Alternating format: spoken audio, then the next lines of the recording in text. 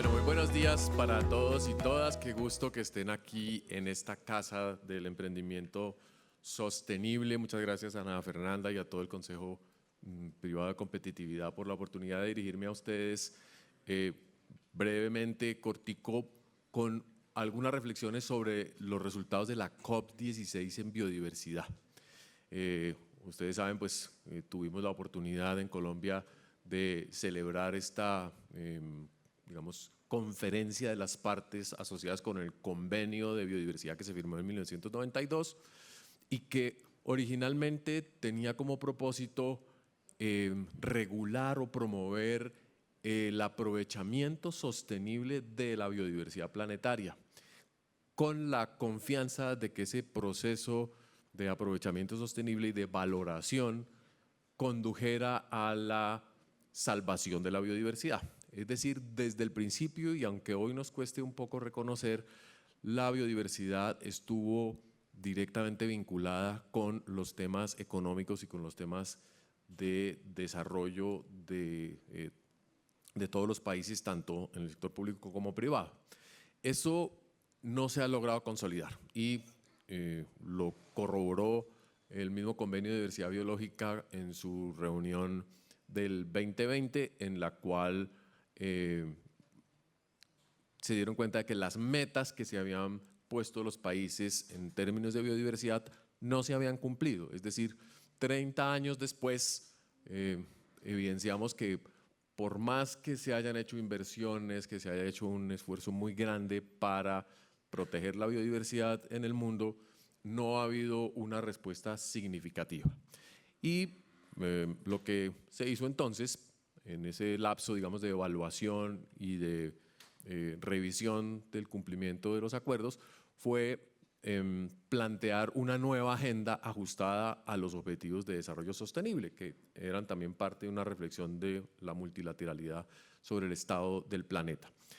Esa reflexión condujo en el 2022 a la adopción de una nueva agenda de lo mismo, pero un poco más intensa, diciendo no logramos cumplir para el 2020 las metas que nos habíamos propuesto, entonces las vamos a cumplir para el 2030, pero vamos a redoblar los esfuerzos, vamos a hacer un trabajo mucho más significativo que nos permita darle cumplimiento a lo que sigue pendiente, porque no ha cambiado. Igual las cifras de biodiversidad siguen siendo muy graves, la pérdida de especies, el deterioro de la funcionalidad ecológica del planeta, estamos cruzando umbrales de operación segura muy complicados, los temas de contaminación están destruyendo la regulación microbiana del planeta, el ciclado de nutrientes, la fertilidad, la polinización, de todo lo cual dependemos como seres humanos está siendo gravemente afectado, entonces hay que acelerar. Se creó el marco de biodiversidad para el 2030 en Montreal, en el 2022, con el patrocinio de la China, que era la que debía haber hospedado la COP, pero no lo hizo por el tema de pandemia. Y se le pidió a los países en ese momento, en el 2022, que reformularan sus planes de acción de biodiversidad, sus estrategias nacionales, que es realmente donde radica la responsabilidad y el potencial de darle cumplimiento a las metas acordadas, porque los convenios multilaterales respetan la soberanía de los países. Entonces, solo los países pueden hacer que pasen las cosas. Puede haber acuerdos mutuamente comprometedores o vinculantes entre 2, 3, 4 países, pero el convenio de diversidad no es un acuerdo vinculante. Tiene algunos protocolos específicos, pero en general cada país dice lo que quiere hacer y hace lo que puede y lo reporta. Entonces, en esta reunión que hubo en Cali, lo que se hizo fue insistir obviamente en la necesidad de que los países cumplan lo que dicen que van a hacer. Y ahí todos tenemos rabo de paja, todos los países dicen es que no pude porque la pandemia, porque la guerra, porque el clima, porque la prioridad es el carbono. Y se comprometieron entonces un poco con ese sentimiento de culpa a detener la pérdida de biodiversidad para el año 2030, pero además de eso a recuperar o a iniciar la recuperación de la biodiversidad perdida de una manera significativa. Estamos en el 2024 fines y lo que está viendo el mundo es que no hay ninguna señal de que eso vaya a ser posible. Es decir, volvemos a hacer promesas que no tienen un sustento operativo significativo. Desde 1996, cuando Colombia creó el Sistema Nacional Ambiental, puso los ojos en la biodiversidad, creó los institutos de investigación de biodiversidad y planteó como una de sus metas la identificación de oportunidades para el aprovechamiento sostenible de la biodiversidad y de los servicios ecosistémicos. En el Instituto Humboldt, en el SINCHI, en el Instituto del Pacífico, en el INVEMAR se crearon ramas específicas para tratar de hacer dos cosas. La primera, identificar elementos de la biodiversidad que pudiesen convertirse en fuente de emprendimiento. Las algas marinas, por ejemplo, para la creación de agares o de bases para la industria alimenticia, la maricultura para producir ostras, para producir moluscos para la alimentación. En el Pacífico, pues con esa diversidad tan gigantesca se esperaba tener una riqueza genética transformada en medicinas o en algún tipo de producto. El ecoturismo. En el resto del país se esperaba una industria de productos no maderables derivados del bosque, basada en los aceites esenciales, por ejemplo, o en productos de perfumería, elementos naturacéuticos.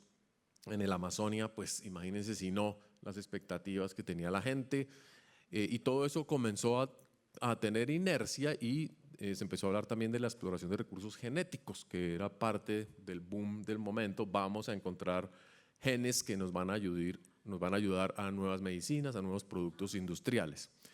Y todo eso quedó entre el cajón en gran medida por la regulación ambiental que siguió.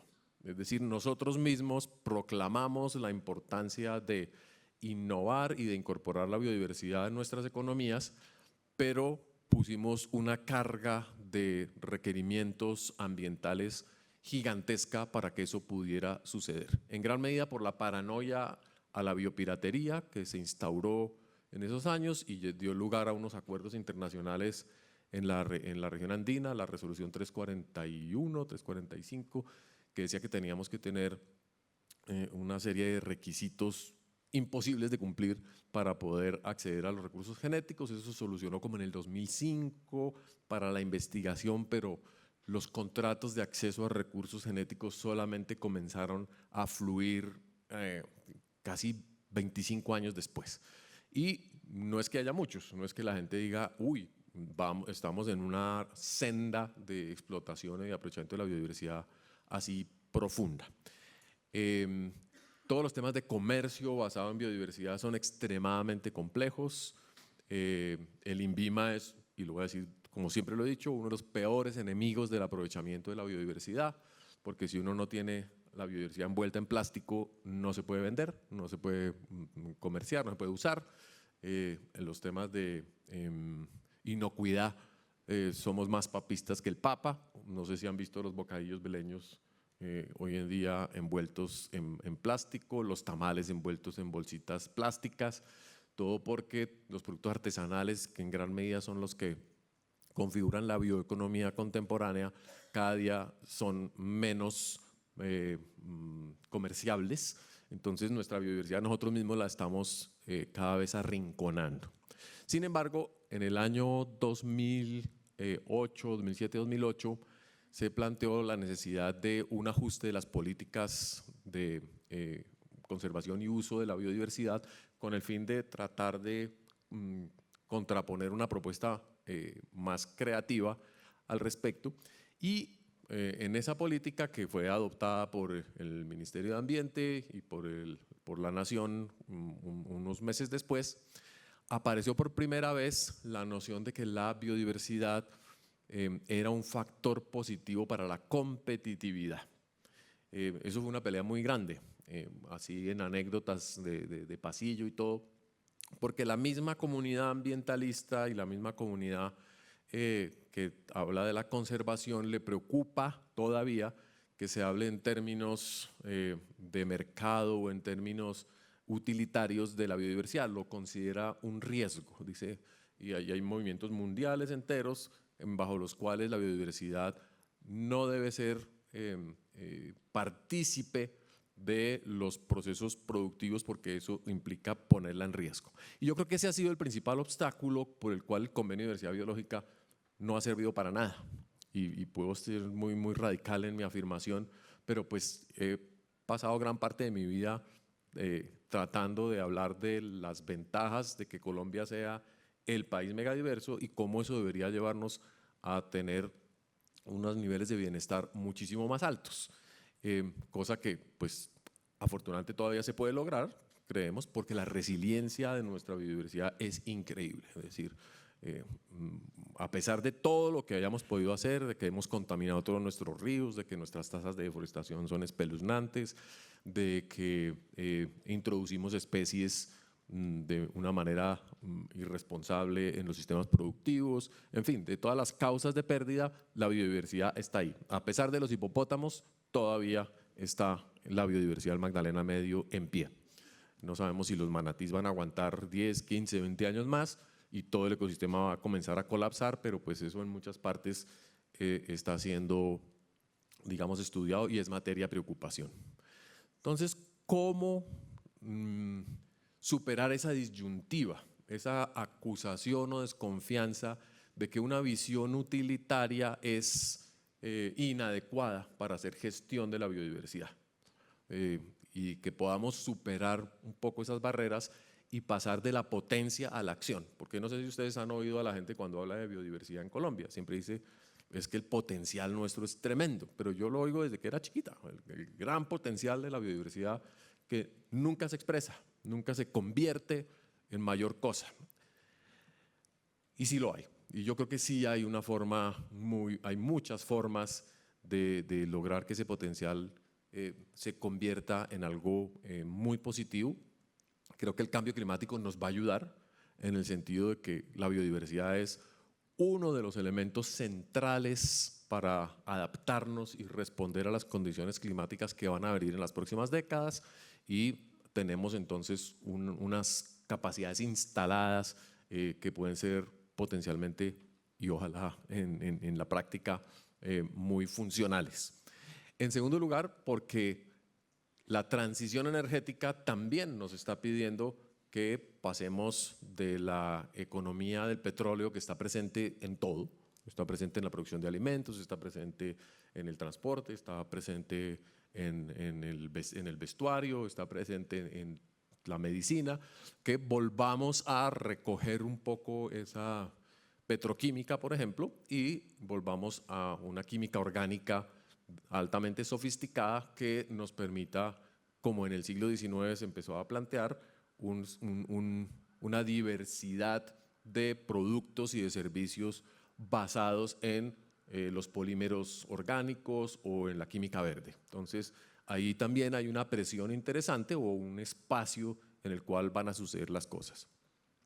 Por supuesto que la gestión de biodiversidad, y aclaro eso antes de ir cerrando, debe ser un asunto ético, ¿no? Es decir, la vida en el planeta no puede estar sujeta a que le pongamos precio, y estamos de acuerdo desde hace mucho tiempo en que hay muchísimas cosas asociadas con la biodiversidad que son invaluables, pero eso no quiere decir que no podamos hablar de los réditos asociados con las buenas prácticas y el buen manejo de la biodiversidad.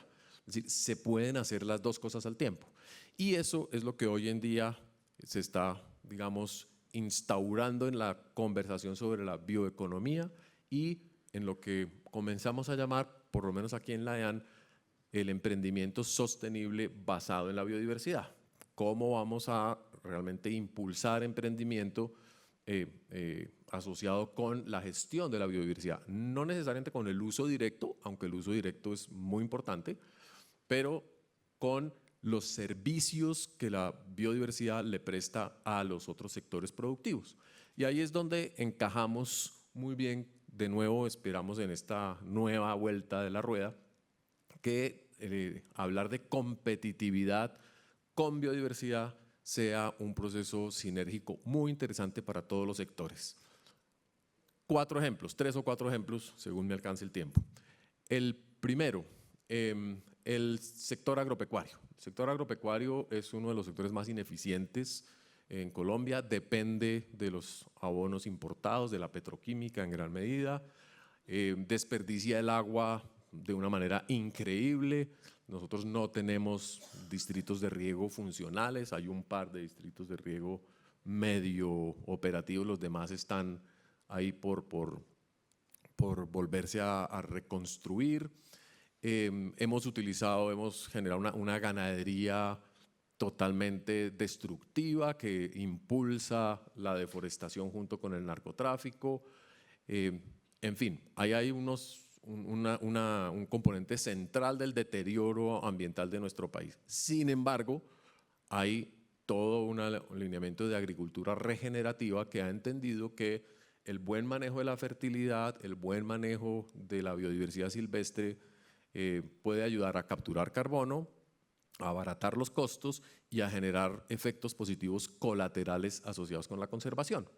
Entonces, trabajamos en el ejemplo de la altillanura en el Bichada, en el Meta, en el Bichada, en donde una porción de las sabanas oligotróficas, es decir, de bajo rendimiento, se ha venido transformando en sabanas de alta productividad mediante la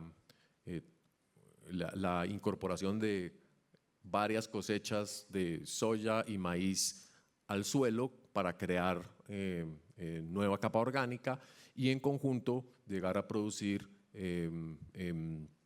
proteína animal, es decir, vacas y cerdos cuyas heces se vuelven a incorporar al suelo y así paulatinamente ir constituyendo un ecosistema regenerado. Hablamos de agricultura regenerativa y el espacio que hay en la Orinoquia colombiana para una agricultura de este tipo alcanza entre 3 y 5 millones de hectáreas y de manera positiva está sucediendo. Hay inversionistas, hay gente que lo está haciendo y el resultado final lo estamos evaluando. ¿Cuál es ya no el potencial, sino la realidad? Es una agricultura que produce o capaz de producir alimentos y al mismo tiempo convivir con los bichos más extraños, porque es que proteger la biodiversidad implica eso, los bosques de galería, los esteros. Entonces, los productores están hablando de conservar el 30% de ecosistemas silvestres versus transformar y usar el 70%. Nosotros estamos tratando de llevarlos al 50-50 porque creemos que en aras de la adaptación al cambio climático y de los riesgos futuros amerita conservar parte del acervo genético de las sabanas menos productivas, sobre todo por los microorganismos que están ahí, que van a ser la base de la industria de bioinsumos con los cuales la producción va a ser más barata. Ese sector agropecuario, el sector palmero ha sido líder en estos temas durante muchos años en todo el país. El sector cafetero nunca acaba de dar una señal clara y bueno, los distintos miembros de la SAC, que es uno de nuestros aquí principales actores, tienen visiones distintas, pero vamos avanzando en la agricultura regenerativa. Y así como hablo de la agricultura, hablaría del sector de infraestructura, del sector de la construcción, del sector incluso de hidrocarburos, donde todos están encontrando que adoptar buenas prácticas o prácticas amigables con la biodiversidad conduce a reducir costos en las inversiones y conduce a efectos colaterales positivos en la producción de cobeneficios para otros actores de la sociedad que pueden ser valorados indirecta o directamente.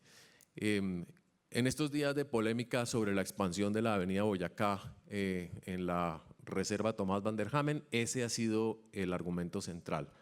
Infraestructura que produce beneficios para la ciudad, para el urbanismo, pero también beneficios colaterales para la biodiversidad, incluso en zonas de alta sensibilidad. Claro, es distinto construir carreteras en la sabana de Bogotá que construirlas en la mitad de la Amazonia. No pensaríamos en vías regenerativas para penetrar en Chiribiquete, Pero la reserva Van der Hamen es una reserva por construirse, una reserva que nunca ha tenido recursos financieros para desarrollarse como estaba previsto. Las compensaciones son un mecanismo muy importante para reconstituir biodiversidad. Y así sucesivamente, como les decía, con todos los demás sectores de la economía. Así que la invitación es a que todos, independientemente de la empresa, del sector, de la actividad que desarrollen, evalúen y constaten cómo se pueden vincular con los procesos de regeneración de la biodiversidad, pero siempre pensando en los efectos positivos, en los réditos e incluso, en un término que yo sé que mucha gente va a odiar, en la rentabilidad ecológica de las buenas prácticas económicas. Muchas gracias.